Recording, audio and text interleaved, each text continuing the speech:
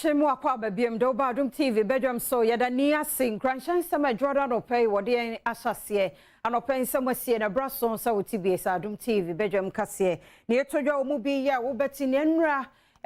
eja hwenhwen bi ma ne mu so wo circle tiptoe lane ene nyapade de mobile phone si o wona na wie kura yade mu nsam ne nkyeremu ebebro na yakọ Berekum akọhwe nkwanhie asie manipa baako afrim amamiensan supra no emu eden eno ene sembi ena no pay medebro sa Adom TV Badwam kase Facebook/Adom TV kase no ho Go TV channel 119 DSTV channel ye 280 midin de afia amankwa tamaklo afia ni de mutie seden samni chemu ankasa etie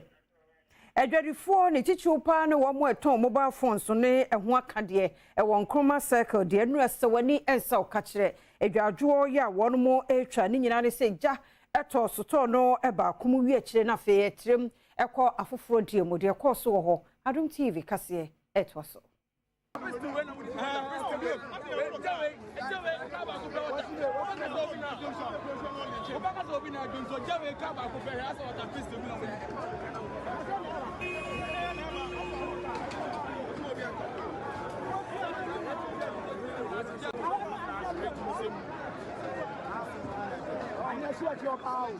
One may difference ja e circle tiptoe lane etredia wo musika podu a won de hye adwuma ne modie ne nyina ahyedworobe oni Adom kase dinkomo na nsem bi odeto Adom kase enem no eni they sell accessories and the shop was closed. Today is Sunday, so most of the workers are not in, so the shop was closed. Okay, so as the fire starts, there is one girl. The mom shop is over here, so the girl coming inform us that this is what was happening. So we rushed. Immediately she told us, we rushed to the fire service, informing them that this is what is happening. Okay, the fire service. I went there with my brother, and they told us that there's no car available then. There's no okay. There's no car around. No, they said there was no car. They said there was no car. They said the car went to somewhere else because there was a fire outbreak somewhere else also. So they went there with the car. Amiti ha na ye hu say store away ba particular one bi wo ha say na smoke e film wo it ye hu smoke no na ye start ye de so high show what I say it boys number one no mo rush by o mo buy no mo ntimi mbie so there's one weather here weather no be bubu first no be cut some of the wires still la na enye ye into obe or the machines ni betwitwa gates ni down no o try na bie na ade no na aya dueche smoke neighbor you can't stand it untimi njina Nekrakra no dum judgment iko no assistant divisional officer ekasamafo Alex Nate echiremu dintia wo mo echeye okay eja ne chance ewie ya na eja ne chance no na me no ka say ya eja echi eja ba ko so hye wo circle kotobabi abavana na yedin na the ha drink kakra ne say because of abelenkefo a eji so omukọ sa circle no kotobabi no omuso omukọ fire wo La Paz intina is a circle foi and a best call fire now abavana no into omutu omunaya omu dum eja wo abavana no and a hanum so ehye intina ehun say this a frɛ ye nkrofo no mo makola you know is a frɛ nkrofo no mo free makola no mo ba intina de bia no ya ka che nkrofo say mo fa sobo embo mu MMDCs no say mo here fire stations. Enipa ba konso de abeto dwasa wato anananom ensi adomienu miensan supra no modin ni nyina ye private car bi odie mikatenta paade akotua fa pragiafo so wo Berekum ano jani dam ne say pese Berekum ano amanfo hu say boys na yo ta no ye nyina ye hia sika o obi anu a o hia sika ba ya ntoboase ba ya hu say enu ankoto abinima kwana o mo fa so pesika no amanfo mo jana o mo de pesika na enye so mo anya o musika dire no o mu dia omonfo omo maame no papa no mu nua eni be ka ne de na setokuro ha ne apia ba atire se wate ase ne de be si kwan no no mo twa atum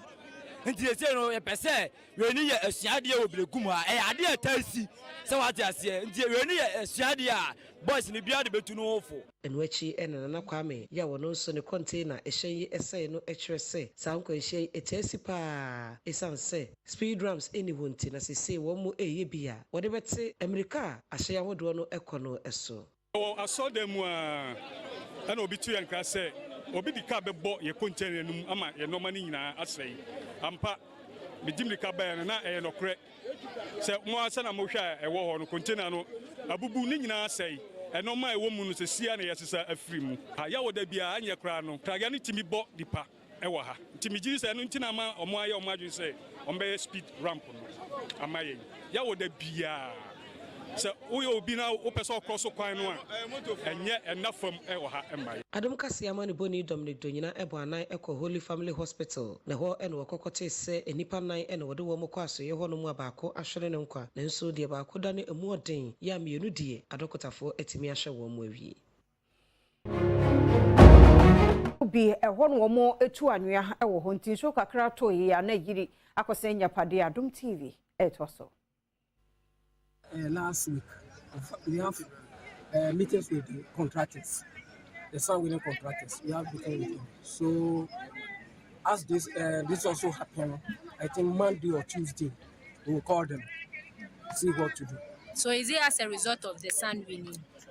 It's also a part. I can't say all is sun winning, but it's part. This one is natural. It's natural disaster. And what your mouth will be assessed when you to account some and so near Adom kase etwetwe enkomo. The sun winning is one major factor that is contributing to this flood issue. And then I call on all traditional council, all the chiefs, especially the traditional council leaders, to come and then hold a very serious meeting and put measures into place that will guide the activity of the contractors.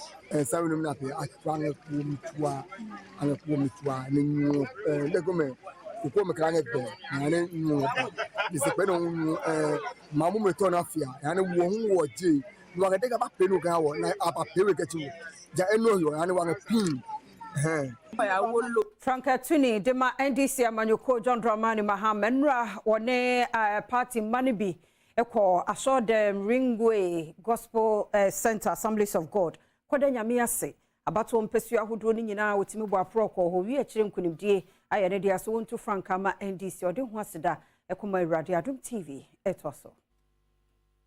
In the good book he says, my thoughts are not your thoughts and your ways are not my ways. And so sometimes it's difficult to understand his ways and his thoughts. Because in 2016, we thought we had done a fairly good job in terms of uplifting this country. But we lost the election, and that is the occasion Reverend Wengam was referring to when we came to give thanks. And we were all dancing, praise and worship. And Kweji danced more than everybody else. And it was misunderstood to mean that they said this is a pastor who's very happy that Mahama lost the election. They don't know that Kweji is more than family to me. And it was his way of giving thanks to God for protecting and preserving us and for whatever he had done for us.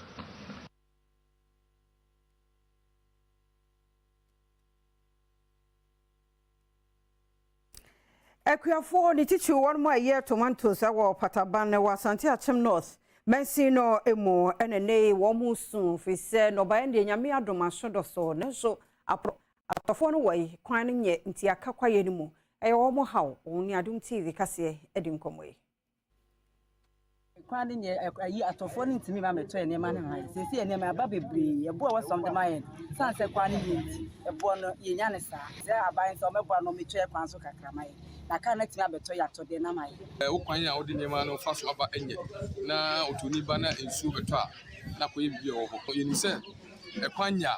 ha akobadie yes ya kwan ya ye de koye mfuom no kuro ni enye empepi no adaba fo na ba so mfa nyema na aye how pan unique say amaye yesra mu a mo mewe ya kwan maye no mo nyama ni nsu entimi fa ni ma no empie free bush emle fi ya besra ase ahalo no ma wa hapa to si free ha no the plan of the fashion the main book we the plan de enye kura Enuachi, National Chairman, Emma Tomato Transporters and Sellers Association, Paul Kwabna Mensa, and Sukadi to us to say. Transporters and the complaining, and I'm sure Elko Farm Gate, you walk for tomatoes. And the one message said this is a summary. Nkrumah, Municipal Director of Berekum Jumaneso, was Santi Achim North, Ata Pepra, as the same say any chatto. I'm questioning about a first time by Henry. Same who can numbers said in 2 super free high a conquer Nkrumah like mighty say. They said I can hear the anyone more day. Nemono, a become wasam away meetings and then baby I been up when you be a man penny for a swat. As a woman to me, I say, she wish crack, what might be an it me bar, and penny for 2 son, I'm on the work.